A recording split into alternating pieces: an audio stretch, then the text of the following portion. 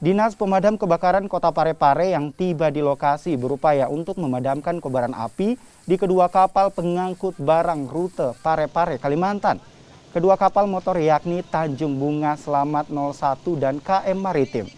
Salah satu kapal ini nyaris tenggelam akibat api membakar hampir seluruh bagian kapal.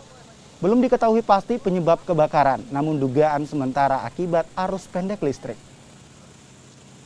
Telepon warga jam 1.25 bahwa ada korsleting listrik. Jadi kami personel damkar, penting, Pak penembak, Pak mobil tangki, penyuplai, dan tiba di lokasi menemukan kapal yang terbakar 2 unit. 2 unit ya? Iya, satu pembuat solar, satu pembuat baras.